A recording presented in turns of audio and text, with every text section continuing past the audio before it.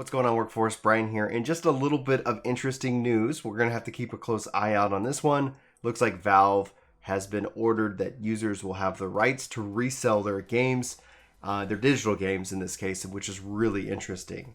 The last time we saw kind of a case that really kind of won against Valve was 2014 in Australia, in which that users got the rights to actually get a refund for their purchases, which was a huge win, and that's actually very beneficial to gamers. Now, ultimately, I'm very positive on this, but we're gonna have to digest this, kind of think about it a little bit more, and see ultimately, what kind of impact there could be, both positive and negative. I think for the ability for us to sell our games, to trade our digital games, that is a really good consumer-focused win. I think that's one of the biggest things I see when people are worried about the digital frontier, or when they're worried about cloud gaming, when they're worried about all those things. The more rights that we have in regards to that license, if it's our license, if we can trade that license, if we can resell that license, that kind of takes some of the power of these subscription models. And Valve did try to label these games not as selling a license, but a subscription, quote unquote.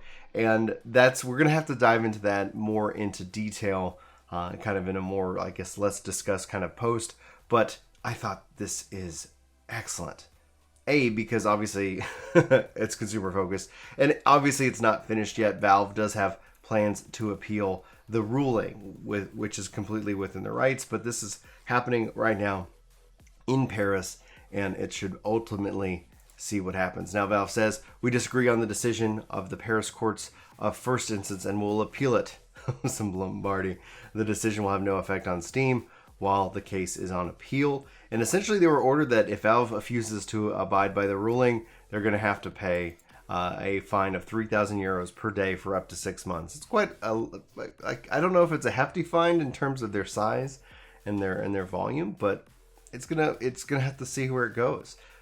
So I think for me, having the ability to resell and trade those digital games would actually make me purchase more games in the long run. One of the things about going all digital has been the fact that I actually purchase less games. That's actually brought a more value to services like Game Pass and other services of the nature. That's where value in Final Fantasy XIV also is continually improved, because I obviously enjoy that game, but beyond that, it's something I can really sink my teeth into and spend some time with.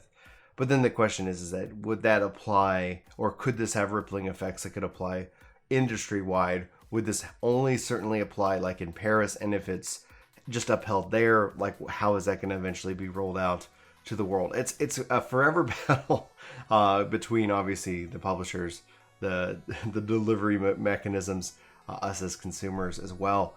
But I think this obviously would be very consumer focused, and I think as we go into the future, it'll be neat to see if this ruling changes some of the direction that we see Microsoft, Sony, and Nintendo going.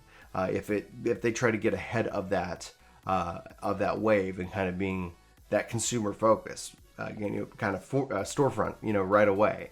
Ultimately, the best way to for this to happen is for consumers to demand it and for us to request it. Now, as far as it goes, it doesn't say anything about what you could resell your game for. If you could only resell it back to Steam, or if you could actually trade it with your bud for credit or something like that. That would be really fun, really interesting. Imagine a world in which that you pick up games on sale, just a bunch of digital game licenses, and then you're able to resell it. Imagine opening your own storefront for digital licenses. One of the things we're seeing with brick and mortar is that's going away, but imagine a world in which that you could buy, sell, and trade digital games and everything within this digital economy. I think that's where this is eventually going to end up, if we fight hard enough, if we're loud enough, if we continue to work on it.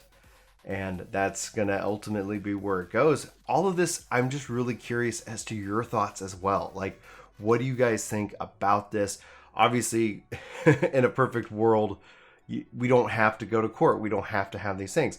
But what could this mean also in the landscape of the publishers and the devs? One of the biggest kind of things that ate into their market share was the reselling of games, that they weren't seeing any money off the resale of a game or not. And thus, you started to see more microtransactions and other systems of that nature brought in to try and help monetize the game even more. And thus, we're sitting here in 2019 and just bemoaning how games have become so monetized, how especially certain companies have just poured themselves into our pocketbooks and are trying to extract every last little dime possible. So with the resell of games, like, does that make that system worse, or does that make them more relevant to continue to lean into that? Honestly, I think the money's so big there anyway that it wouldn't matter. It wouldn't matter. They've already seen, and people have already responded, and so the history's been written. So I don't have good news for you there. But regardless, I'd love to know your thoughts, any and all that you got. Leave them in the comments below. I'm looking forward to hearing from you. For Work to Game, my name's Brian. We'll keep on top of this as it develops, and we'll let you know what happens. And again, let's have that conversation. But anyway, for Work to Game, my name's Brian. Have a great day, and I'll talk to you soon. Take care.